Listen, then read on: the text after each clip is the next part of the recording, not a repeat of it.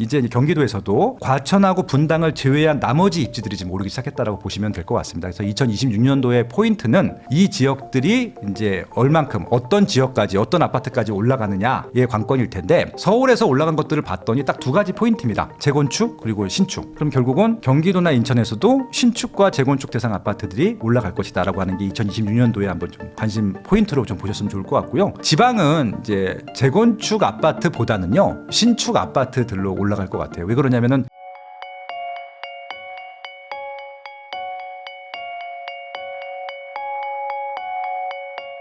김학렬 소장님하고 이야기 나누고 있는데요. 이런 얘기를 해주셨습니다. 2025년이 서울 상급지의 시간이라면 26년은 비서울 지역의 재발견과 가격 경쟁력의 시간이다. 네, 이런 얘기가 있는데 좀 해석이 좀 필요할 것 같습니다. 이게 좀 이해를 돕기 위해서 좀 어떤 의미입니까 이게? 2024년도는 강남이 좀 오르기 시작했었고요. 상반기 때까지 강남 3구랑 용산구 좀 오르다가 중순 정도에 아까 말씀드린 성동, 그다음에 동작구, 성동구 이런 데가 오르기 시작했고, 거기 규제가 조금씩 들어가다 보니까 서대문구, 동대문구, 결국은 이제 서울의 중위권 이상 지역들만 오르는 상태에서 10월, 10월 대책이 나왔어요. 그래서 이제 그다음부터 좀 거의 정지가 됐는데, 지금 지방은 지금 서울만 관심이 있어서 그렇지 꽤 오랜 기간 조정을 당했습니다. 최소 3년 정도 전후가 조정을 당했거든요. 그러다 보니까 지방에서도 투자가 아닌 실수요 목적으로 이사를 하려고 하는 수요들이 최근에 움직이기 시작했고요.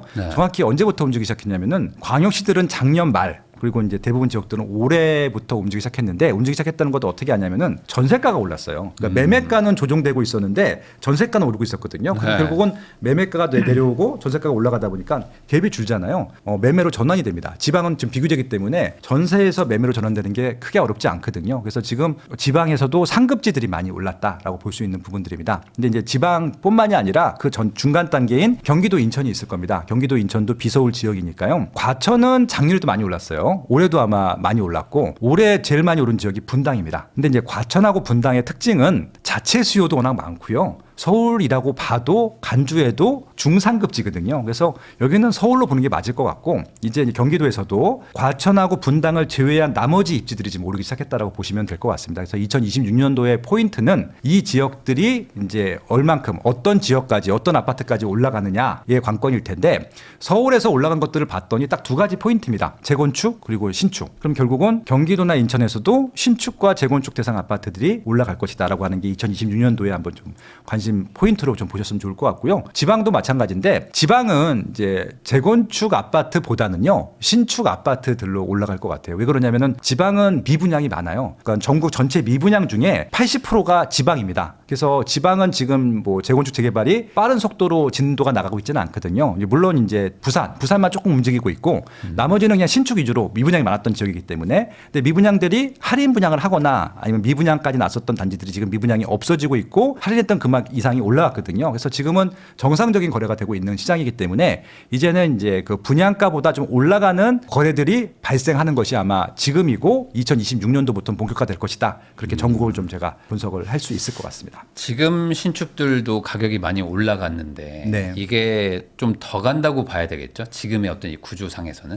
그러니까 이제 상한선들이 좀 많이 올라갔어요. 그러니까 예를 들어서 올해 제일 힘들었던 지역 중에 하나가 안양하고 광명이었었거든요. 그러니까 경기도. 그러니까 예를 들어서 이제 두 지역의 공통점은 작년에 입주 물량 엄청 많았고 올 초까지도 있고 지금도 있습니다. 그래서 눌림목이 향상됐었고, 두 지역 광명도 그랬고 안양도 그랬고 미분양이 있었는데, 이제 두 지역 미분양 다 없어요. 미분양이 없었던 자체가 다 끝났다는 얘기거든요. 지금부터 정상적인 시세가 올라갈 텐데, 최근에 광명을 보면 되게 놀라운 가격대가 나왔는데, 광명자의 헤리티지라고 하는 아파트가 있습니다. 이제 8구 단지를 재건축한 단지일 텐데, 안양천편에 끼어 있고 철산동에서도 이제 12단지 13단지 제외하면 제일 좋은 입지이기 때문에, 그게 분양가가 막 10억 전후할 때 막 비싸다는 얘기하면서 미분양이 났던 단지거든요. 최근 실거래가가 17억이에요. 그리고 지금 17억대 매물도 별로 없고 호가가 20억까지 올라와 있어요. 지금 분양가 대비 2배가 올라갔거든요. 이런 겁니다, 결국. 그래서 이제 광명도 20억 시대에 돌입다 하면은 서울도 지금 전체 평균이 15억 안 되거든요. 그러면은 결국은 이런 경기도에서도 새 아파트 입지 좋은 데들은 지금도 많이 올랐지만 더 올라간다라고 볼 수밖에 없을 것 같고요. 그래서 아마 그 경기도의 상급지들은 20억을 향해 가는 아파트들이 많을 것이다. 대표적인 지역 중에 하나가 이미 과천하고 분당은 그 가격대로 넘어간 지역들이기 때문에 광명이 그렇고요. 그리고 이제 안양에서도 좀 센 입지들은 이제 15억 다 넘어갈 것 같고, 최근에 동탄을 봤을 때도 동탄도 이제 15억이 넘어갔거든요. 20억 향해 가고 있기 때문에 여러분들이 알고 있는 그런 유명한 새 아파트들은 아마 20억대를 향해서 가고 있지 않을까. 거의 좀 2배, 3배씩 올라가고 있는 거예요. 예. 그 분당은 어쨌든 규제로 이번에 이제 묶였는데 네. 묶였는데도 지금 상승률이 뭐 상당히 높습니다. 네. 분당만의 뭔가 다른 게 있는 걸까요? 그러니까 분당은 이제 두 가지 측면으로 분석을 할 수 있는데 서울 배후 수요 지수 역할을 하고 있고 자체 수요가 있어요. 네. 그러니까 이제 여러분들은 이제 그 일자리를 얼마나 꼼꼼히 검토하고 계신지 모르겠지만 일자리가 제일 많은 곳이 강남입니다. 강남이 비싼 이용 일자리 때문에 그런데 분당도 강남만큼이나 일자리가 많아지고 있거든요. 판교 테크노밸리 1이 거기만 7만 5천 명이 근무해요. 근데 지금 2, 3도 찾거든요. 거기도 7만 5천 명이 근무하고 있고 그리고 판교 테크노밸리 4를 지금 부지를 찾고 있어요. 그러니까 거기 꽉 찬 거거든요. 네. 그럼 대충 지금 신규로 생기는 일자리만 20만 개 정도 될 텐데 분당 인구가 100만이 안 돼요. 100만이 아니고 성남시 전체 인구가 100만이 그렇죠. 안 됩니다. 성남이. 예, 분당이 한 40만, 50만이 안 될 텐데 그러면 보세요. 20만이 4인 가족이면 80만 명이 벽에 살리 있지인데 거기 살고 싶어 하겠죠. 물론 돈 있는 사람들은 서울 살겠지만 그러면 분당 속에서 올라가잖아요. 그러니까 이건 투자 수요가 아니라 판교 테크노밸리 등등 분당구에서 일하는 사람들이 살고 싶어 하는 입지가 분당일 텐데 주택이 여의치가 않아요. 그러니까 지금 막 사고 있죠. 근데 다행히 분당의 호재가 뭐냐면은 노후계획도시 특별법에 있어서 선도지구를 지정했고 제일 많이 지정했고 선도지구로 지정되지 않은 아파트들도 재건축이 될 것 같다라는 확신이 있는 겁니다. 그래서 지금 분당구에 예를 들어서 서현동, 순회동, 정자동에 있는 재건축 그 가능성이 요만큼에 있는 단지들은 계속 올라가고 있습니다. 아마 작년 대비 다 2배 가까이씩 올랐을 거예요. 그게 지금 뭐 분당을 이끌고 있는 수요라고 보시면 되죠. 결국에 그냥 지금 시장은 되게 정직한 거네요. 그냥 수요 많으면 공급 안 되면 올라가고 공급 많으면 또 좀 흐지부지 되고 이러고 있는 상황. 지금 말씀하신 표현이 정확한 게 정직한 게 두 채 사는 게 아니거든요. 한 채 사는 거예요. 한 채. 똘똘한 관채 사는 겁니다. 최근에 이제 비규제 지역으로 좀 사는 분들이 어쩔 수 없이 늘어나다 보니까 이제 뭐 일산, 뭐 고양 쪽 뭐 이쪽으로도 많이들 지금 사고 있는데 이쪽은 좀 어떻게 봐야 됩니까? 그러니까 지금 안타까운 게 분당이랑 조건은 거의 똑같거든요. 노후의 특별법도 같이 심지어는 용적률도 낮아갖고 사업성은 더 좋다라고 할 수도 있는 지역인데 지금 고양시는 3개예요. 일산 서구, 일산 동구, 덕양구가 있는데 일산 서구랑 동구는 지금 아직도 마이너스예요. 그러니까 시세가 오르지 않고 있어요. 그 이유 중에 하나가 주변에 신축이 너무 많은 거예요. 근데 덕양구는 지금 오르고 있습니다. 덕양구는 아마 계속 올라갈 것 같고요. 왜냐하면 덕양구는 준신축, 신축들이 계속 들어왔고 이제 더 물량이 이제 없습니다. 작년까지 물량이 많아서 조용히 됐었는데 오히려 새 아파트가 들어오고 나니까 사람들이 선택을 받는 거죠. 지금 뭐 이건 뭐 서울이라고 해야 되는 입지긴 한데 덕은지구, 향동지구, 그다음에 뭐 삼송 이런 지역들은 지금 계속 올라가고 있고 올라가는 걸 뭘 보면 아니면 전세가가 올라가는 거 보면은 예매가가 올라갈 것도 예측이 되는 것들이고요. 일산은 동구 서구가 있는데 킨텍스만 올랐어요. 그러면 이쪽에 이제 노후의 특별법이라든지 재건축을 해야 될 단지들이 움직여야 되는데 선도지구로 지정이 됐는데 또 안 올라가요. 그러니까요. 그래서 여기는 좀 시간이 필요할 것 같고 분당이 잘 돼서 몇 개가 이제 본격적으로 막 진도 나가는 거 보면은 그때부터 좀 마음이 조급해질 것 같고요. 그리고 이제 실질적으로 여기가 좀 잘 되려면은 주변 아파트 신축들이 시세가 비싸야 되는데 킨텍스 빼고는 비싼 데가 없어요. 킨텍스도 시세가 더 올라가야 되는 것들이죠. 그래서 최소한 15억 넘는 아파트가 좀 일반화돼야 돼요. 새 아파트 중에서는. 근데 지금 고양시 같은 경우는 새 아파트들이 10억 전후거든요. 10억이 안 되는 거 되게 많고 삼성도 10억 넘어가는 게 없어요. 새 아파트가 84로. 그래서 아마 10억이 넘고 15억 가까이 됐을 때부터 일산이 움직이지 않을까. 라는 생각이 듭니다. 시간이 좀 필요하다는 얘기죠. 근데 그 방금 말씀하신 것처럼 그 가격이 오려면 결국에 이제 공급이 좀 적어야지 좀 빨리 올 텐데 이 서북부 방향 쪽은 또 계속 공급이 또 예정되어 있지 않습니까? 파주 운정도 3지구가 남아 있고요. 그다음에 김포가 또 되게 많아요. 같은 지역이거든요. 이게. 그래서 지금 뭐 당연히 김포에서 분양하는 것들은 분양이 잘 되고 있긴 한데 상대적으로 쌉니다. 거의 7, 8억에 분양하고 있거든요. 그러니까 10억대 이하로 선택할 수 있는 대안들이 많기 때문에 조금 시간이 더 걸릴 것 같아요. GTX 호재도 지금 못 받고 있는 거죠. 이 일산 파주 쪽. 그래서 아마 이제 수요가 좀 들어와야 될 것 같아요. 지금 이제 파주 운정 킨텍스 여기서 출퇴근하시는 분들은 너무 좋아하세요. 표정 보면 알거든요. 행복해하는 모습. 왜냐하면은 출퇴근 시간이 최소한 30분 이상 줄었기 때문에 행복해 보는데, 근데 여기는 기존의 수요들이에요. 그러니까 어차피 이분들은 강남 수요층이 아니라 마포구나, 그다음에 서대문구나, 종로구, 중구. 많이 가봤자 여의도 아니면 이쪽 강서구 마곡지구 여기까지만 출퇴근하시는 분들이 그냥 이용하는 것들이거든요. 그래서 거기까지 출퇴근하는 특히 종로구 중구까지 출퇴근하시는 분들은 좋겠죠. 근데 이거는 원래 이분들이 광역버스 타고 다니거나 자가용 타고 다니거나 그런 분들이었었거든요. 그래서 수요가 추가가 된 게 아니에요. 시세가 안 오르죠. 그럼 이 수요가 추가되려면 어떻게 되느냐? 여기가 말고 강남권 혹은 이쪽에 경기 남부권에서 일을 하시는 분들이 글로 가줘야 되거든요. 네. 근데 만약에 GTX A가 이제 완전 개통이 된다라고 하면 가능성이 있죠. 이제 무슨 얘기냐면은 지금 수서역까지만 와도 수요가 증가할 것 같고요. 나중에 삼성동까지만 개통이 되면 더 많이 증가할 것 같아요. 왜냐면은 경기 남부는 아까 말씀드렸잖아요. 20억을 향해 가고 있는 지역들이거든요. 근데 아까 저 윗지역들은 파주는 10억짜리가 아예 없고 6억, 7억이면 제일 좋은 걸 산단 말이죠. 그러면 이제 이쪽에서 20억 아파트를 못 사는 아까 대출이 안 나와서 대출이 충분히 나오면 살 수 있었던 사람들이 선택의 대안으로 갔더니 깨끗하고 새 거다. 그러면은 여기는 10억대 전으로 살 수 있으니까 충분히 사고도 남거든요. 그 수요가 분명히 갈 거거든요. 그래서 아마 내년에는 그 삼성역 쓰지 않고 통과하는 것들이 개통이 될 그렇죠. 거고 28년도부터는 삼성역이 개통되면은 수요층이 많이 갈 겁니다. 그래서 저는 28년도 이후를 고양시나 파주시를 조금 관심 있게 봐야 될 타이밍이라고 보고 있습니다. 아직은 조금 시간이 필요하다. 예, 강남 수요가 가야 돼요. 지금은 수요가 증가하지 않았습니다. 네.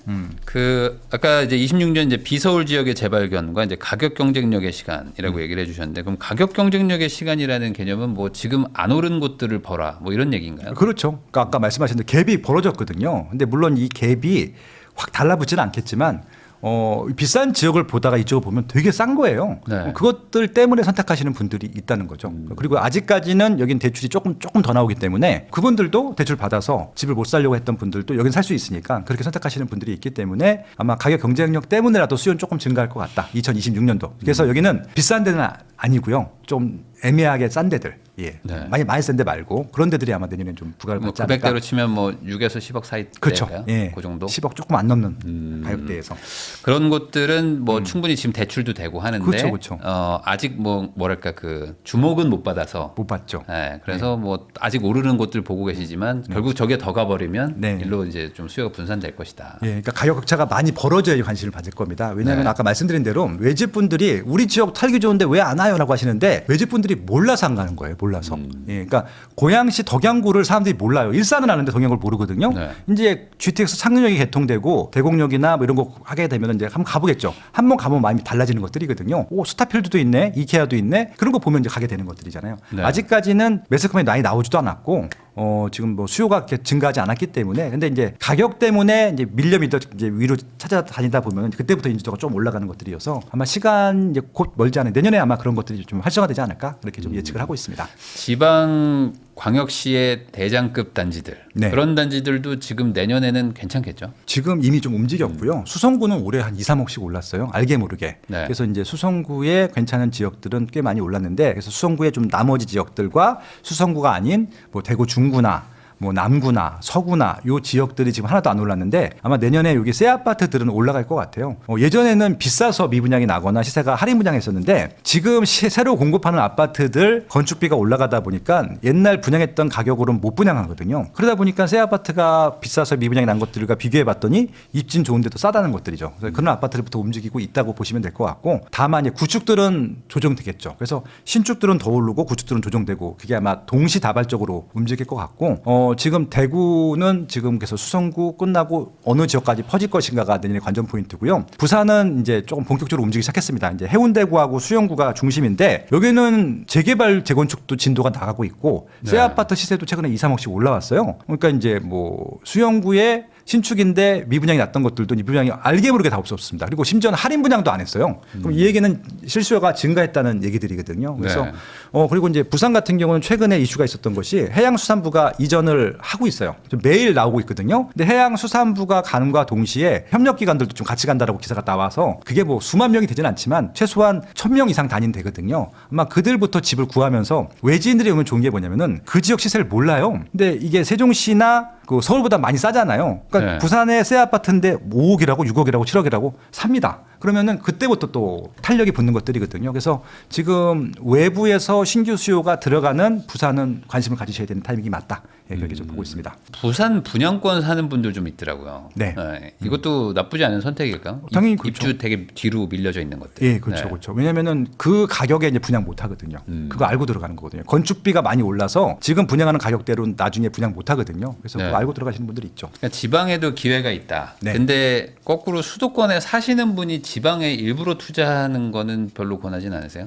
그럼 이제 본진에 이제 피해를 줄 것이냐 말 것이냐일 텐데 이게 뭐냐면은 내년 1월 달을 일단 대봐야 알겠지만 양도세 중과 배제가 5월 9일까지 이제 유예가 돼 있는데 다주택자이거나 다주택을 하려고 하는 분들이 일단 양도세에 대해서 좀 부담이 있으세요. 그리고 네. 취득세도 물론 부담이 있겠지만 그래서 만약에 지방을 구매하는 것들에 대해서 제가 이제 유일하게 정부에 기대하는 정책의 변화는 서울 수도권이 어쩔 수 없다 하더라도 서울은 어쩔 수 없다 하더라도 지방의 취득세나 양도세에 대해서 조금 완화해 준다고 하면은 살만할 것 같거든요. 그래서 그게 만약에 좀 완화가 되면 살 것 같고 그냥 중과 그대로 가면은 사진 않겠죠. 예, 네. 그렇게 보고 있습니다. 근데 취득세만 좀 낮춰준다고 해도 네. 결국에 또 예전에 또 한번 이제 다주택을 했다가 또 이렇게 네. 막 고초를 겪었잖아요.